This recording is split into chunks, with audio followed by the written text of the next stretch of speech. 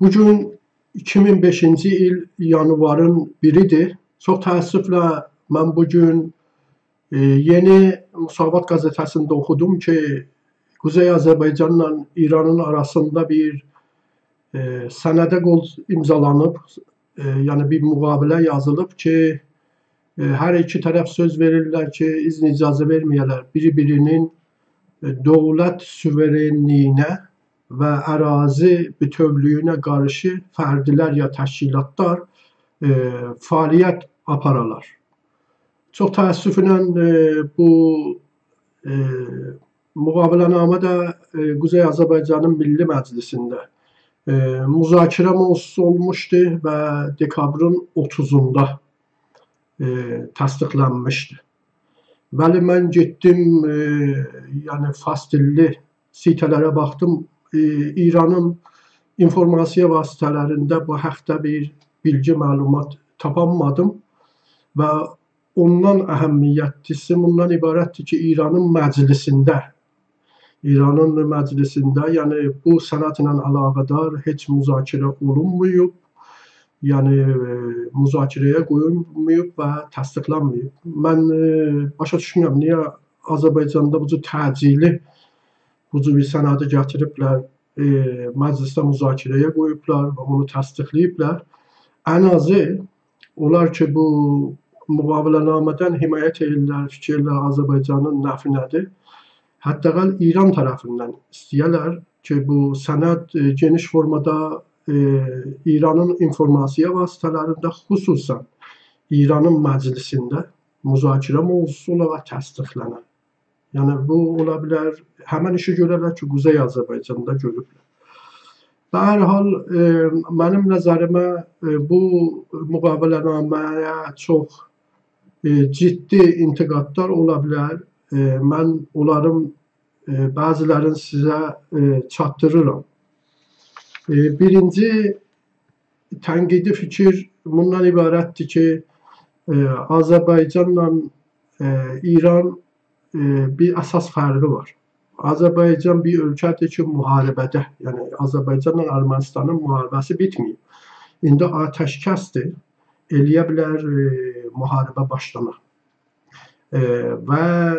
Amma İran heç ölkə ilə müharibədə də İran ərazisi işğal olmayıb və İran Ermənistanla ki, Azərbaycanın 20% ərazisini işğal edib, geniş formada iqtisadi əməkdaşlığı var və hətta hərbi əməkdaşlığı var.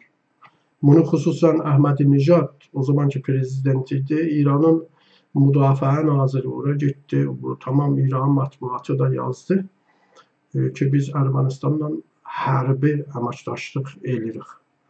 Təbii əgər İran istəyir Azərbaycanın dövlət suverenliyinə ya ərazi bütövlüyünə qarşı fəaliyyətə icazə verməyə, gərək bu, xüsusən bu Ermənistanla hərbi əməkdaşlığının barəsində Azərbaycan hökumətinə məlumat verər. Hətta söz verər ki, bu əməkdaşlığı dayandıracaq. Amma mən bu barədə bir şey oxumadım. Belə nəzərə gəlir ki, Azərbaycan hökuməti bu əhəmiyyətli məsələyə birəsinə mühümdür də. Yəni, İran çox geniş formada iqtisadi rabitəsi var Ermənistanla, hətta onunla hərbi əməkdaşlıq edir. İkinci məsələ ki, Quzey Azərbaycanda hökumət adamları nəzərə almalıdırlar. Ümumi halda hökumət quruluşu Azərbaycanda və İranda əsas fərqləri var. Bu fərqlər nədir? Bu fərqlər ondan ibarətdir ki, Azərbaycanda əgər Xarici İşlər Nazirliyi ya Azərbaycanın dövləti bir müqaviləyə qol çəkər və o müqavilə də Azərbaycan məclisində təsdiqlənə, yəni buna qaranti var, zəmanət var ki, bu icra olar.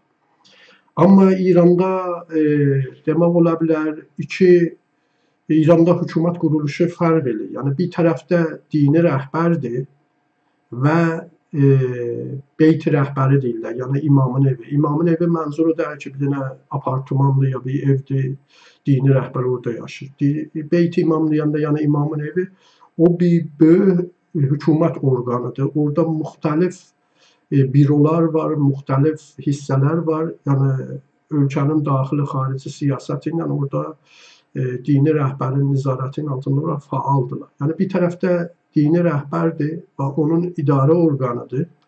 O birisi tərəfdə İranın dövlətidir. Yəni o prezident ola, müxtəlif nazirliklər ola. Yəni hüdudən İranda 34 ildir, 35 ildir ki, bu hökumət iş üstündə.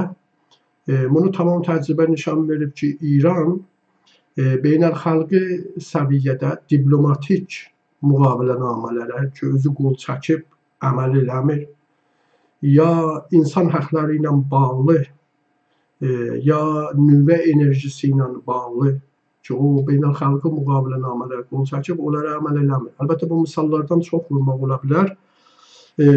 Söhbət buradadır ki, niyə əməl eləmir? Çünki əsasən İranda siyasi qüdrət İranın prezidenti ya onun nazirlərinin əlində də əsas sözü İranda dini rəhbər deyir. Ona görə də baxsaz bir müddət bundan öncə qərb ölkələrində mətbuatda gəldi ki, Barack Obama bir gizli namə yazıb İranın dini rəhbərinə. Yəni orada IŞİD ilə bağlı Əraqda, o terror qrupu IŞİD ilə bağlı və İranın nüvə enerjisi ilə bağlı bəzi sözləri deyib, bəzi fikirləri deyib. Əlbəttə bu namə hələ nəşr olunmayıb. Biz dəqiq bilmirik bu namədə nə yazıb. Niyə Barack Obama Əli Xameneiyə, yəni dini rəhbərə namə yazır? Niyə İran prezidentinə yazmır? Bunun səbəbi ondan ibarət ki, onlar bilirlər ki, İranda qüdrət dini rəhbərin əlində. Yəni İranın prezidenti və ya digər nazirliyin əlindədir.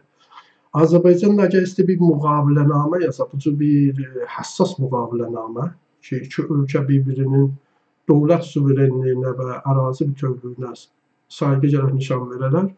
Ona görə əgər istəyir icra olunmasına qaranti ola, gərək İranda dini rəhbər onu təsdiqləyir.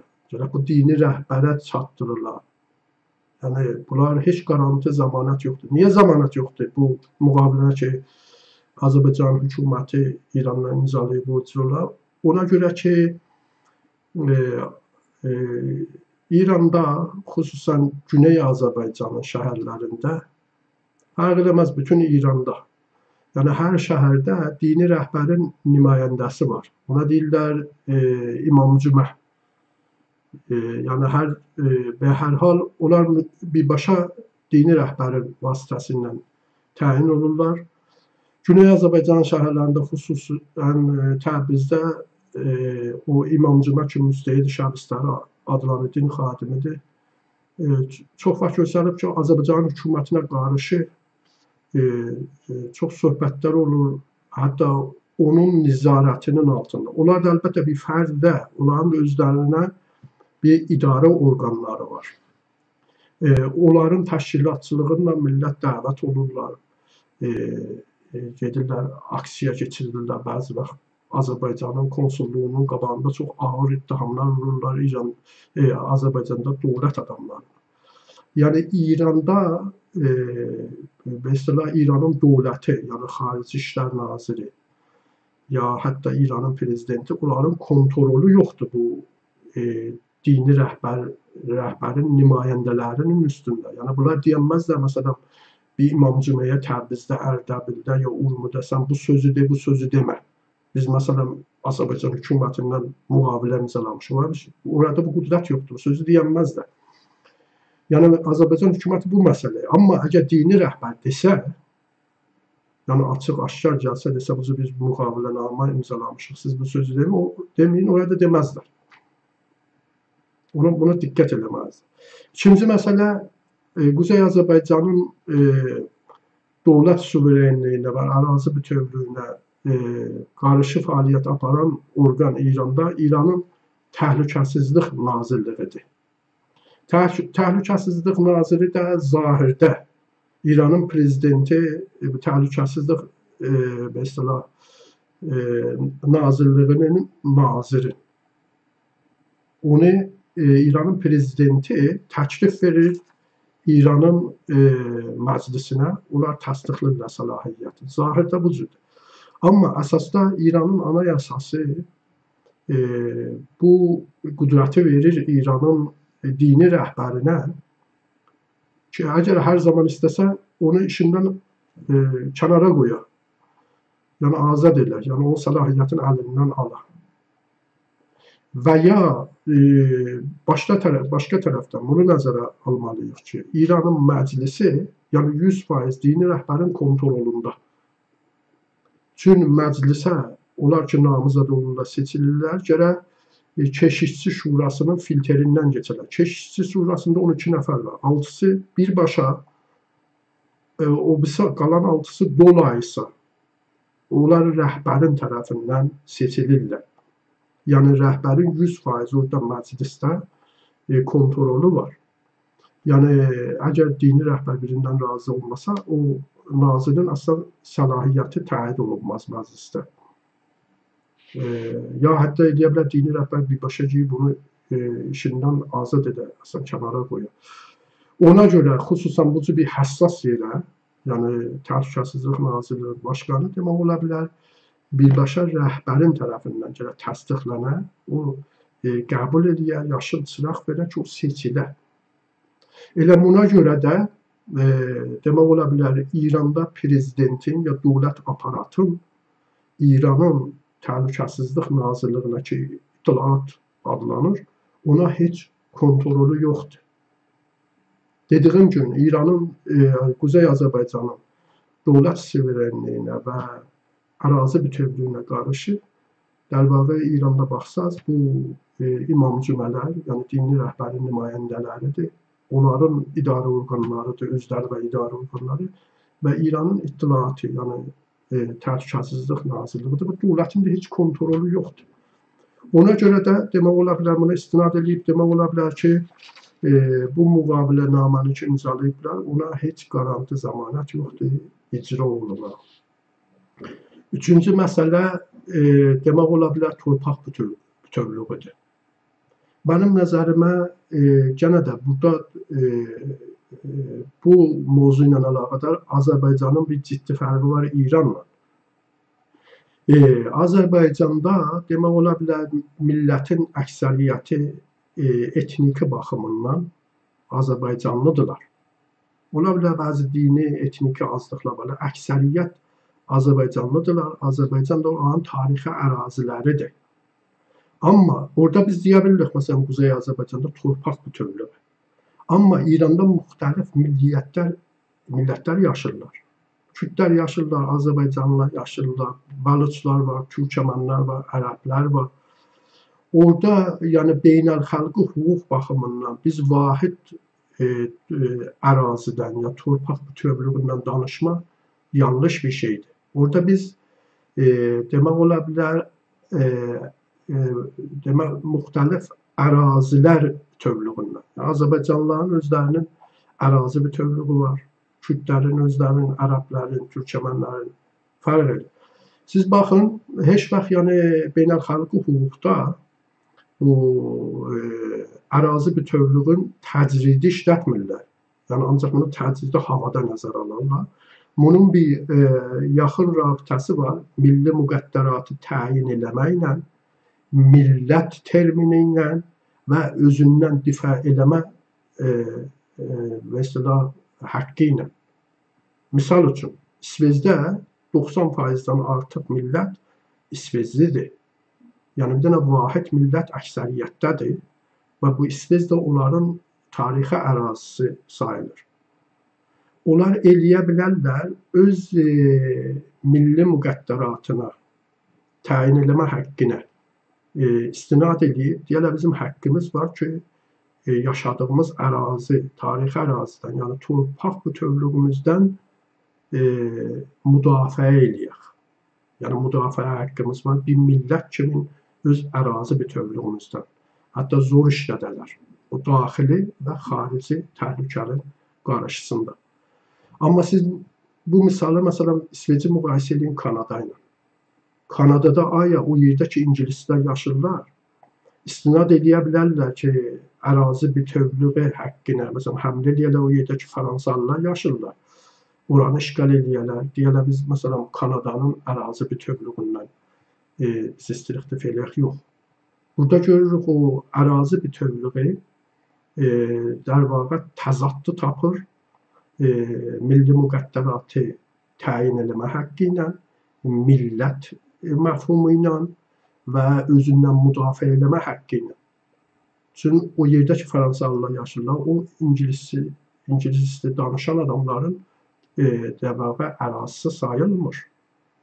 Və ona görə də onlar həmlə eləyib, ərazi bütövlüyünə istinad eləyib, onlara qarşı fiziki zor işlədənməzlər. Yəni özündən müdafiə haqqının termininə də beynəlxalqi hüquqda istinad eləyənməzlər. Bəs bunların hamısı bir-birindən irtibatdır.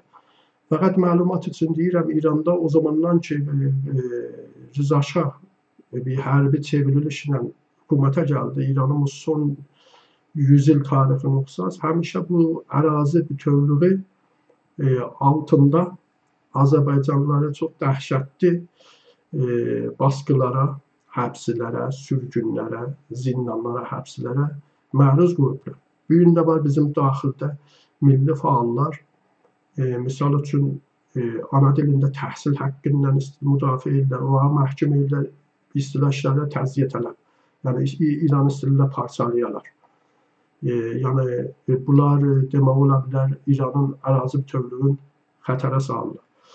Ona görə mən fikirlərim bu cür müqavilə yazmaqda bu hüquqi terminləri də adam nəzərə almalıdır. Yaxşı olar bu cür konkret torpaq bütövlüyünün yerinə adam deyək ki, biz beynəlxalqi müqavilənamələri, BMT-nin qəbul elədiyi müqavilənamələri, məsələn, fərzən riayət eləməliyik, bir-birinin daxili işlərində dəxalət eləməməliyik. Çox təəssüfürəm bu məsələyə də əhəmiyyət verməyiblər.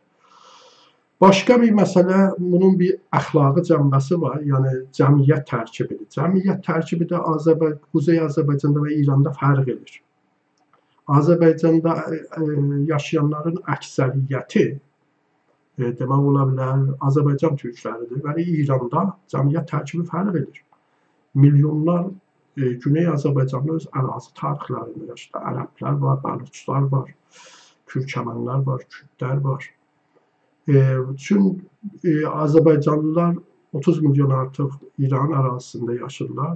Bu cür bir müqavilənamə yazanda heç burada işarə olunmur. Məsələn, yəni biz fərzən Güney Azərbaycanlıların insani haqları da müzakirə mövzusudur. Məsələn, ana dillərində təhsil alma, ya ətraf mühitinin zəhərlənməsi, o cümlədən Urmu gölünün qurulması.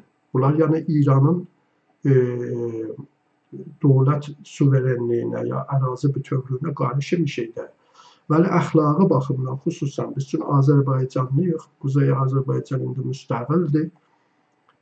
Bizdə bu cür bir intizar var. Onlar bu cür müzakirələrdə, bu cür mövzularda ki, birbaşa bizə mərbut olur, bizimlə əlaqədardır, bizim üstümüzdə etkisi var, təsiri olar. Hətta bu mövzulara işarə edirlər. Bərhal bu məsələyə də işarə olunmayıb. Ümumi halda mən belə deyə bilirəm. Mənim çox ciddi tənqidlərim və səbəblərini də dedim. Amma hər halda mənim tövsiyəm budur ki, bu təsmin düzdür, bəzi müəyyən səbəblərə görə yanlış bir təsmindir, yanlış müqavilənamədir. Çox buna ciddi tənqidlər eləmək ola bilər. Amma çünki hər halda bu müqavilənamə və istilah Azərbaycanın Milli Məclisində təsdiqlənib, biz onu riayət eləməliyik. Əlbəttə, mən özüm İsveçdə yaşayıram, Quzey Azərbaycanda yaşamam. Quzey Azərbaycanda yaşayan güneyli fəallar. Bizim düzdür, ciddi tənqidimiz də var. Amma onu və hər hal orada məclis təsdiqləyib, onlar bu siyasəti götürüblər feylən. Biz onu riayət eləməliyik. Fəqət mən ümid edirəm ki, bu təcrübə, bu və istilah, bu müqavilənamənin, qolçəkməyinin yanlış olduğunu Azərbaycanın hökumətinə sübut edir.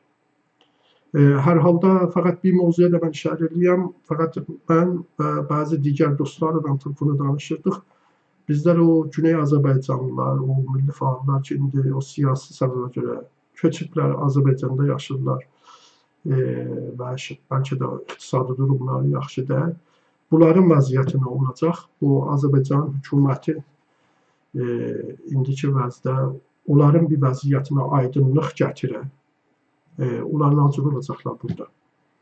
Yəni onlardan da söz azadlığı alınacaq. Yəni o cür ki, Sabir Rüstəmxanlı bəy o parlamentdə elə bu müqavilənaməyə qarşı o çıxış edib, fikirlərim o belə bir fikri söyləyib ki, sabah bir söz deyilsə, İran səfirliyi qalxacaq orada cinayət işi qaldırır. Yəni təkə Azərbaycan, Güney Azərbaycanlıları məhkəməyə. Yəni onlara problem çıxardar. Əlbəttə Sabir Rüstəmxanlının adı gəldi, mən ona xüsusi təşəkkür edirəm. Çox realist sözlər deyib o Azərbaycan Milli Məclisində. Hər halda fəqət bizdə bu cür bir Güney Azərbaycanlılarla əlaqədar bir çox nigarançılıq var o milli fəallarla. Bu Kuzey Azərbaycanın o hökumət orqanları əgər bu mövzu ilə əlaqədar aydınlıq gətirsə, olan vəziyyəti necə olacaq? Mən təşəkkür edirəm. Çox sağ olun ki, məni dinlədiniz.